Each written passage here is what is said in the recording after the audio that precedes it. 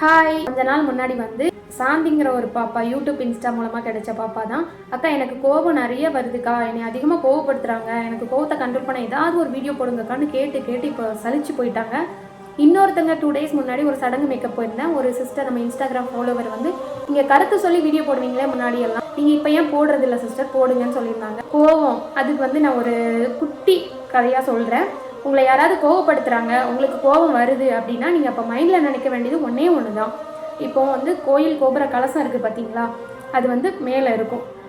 கீழே வந்து தெருநாய் நின்றுட்டு கோபுர கலசத்தை பார்த்து எல்லாரும் அதை கையெடுத்து கும்பிட்றாங்க, மரியாதை கொடுக்குறாங்க. அப்படிங்கிற பொறாமையில் அதை பார்த்து குலைக்குமா. நாய் குலைக்குதுங்கிறதுக்காக கோபுர கலசம் இறங்கி கீழே வந்து அந்த நாய்கிட்ட திரும்ப குலைக்காது தானே. அது மாதிரி என்னதான் குலைச்சாலும் தெருநாய் தான், கோபுர கலசம் தான், அதோட இடத்துலேருந்து இறங்கி வராது.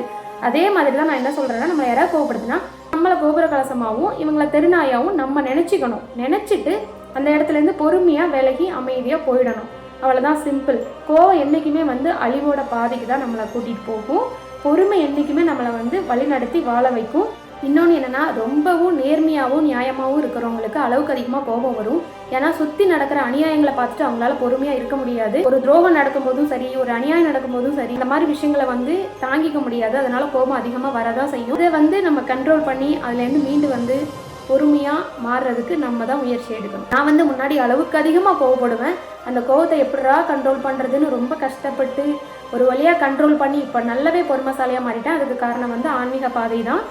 நான் பண்ணுற ப்ரேயர்ஸும் மெடிடேஷனும் படிக்கிற புராணங்களும் தான் காரணம். இன்னொரு முக்கியமான காரணம் என்னென்னா, எங்கள் அம்மா சொல்கிற வார்த்தைகள், பொறுமையாயிரு, அமைதியாயிரு, கோவப்படாத அப்படின்னு சொல்கிற வார்த்தைகளும் வந்து என்னை இந்த அளவுக்கு மாற்றிருக்கு. நான் இந்த அளவுக்கு மாறினதை நினச்சி நானே ரொம்ப பெருமைப்படுறேன், சந்தோஷப்படுறேன். தேங்க்யூ.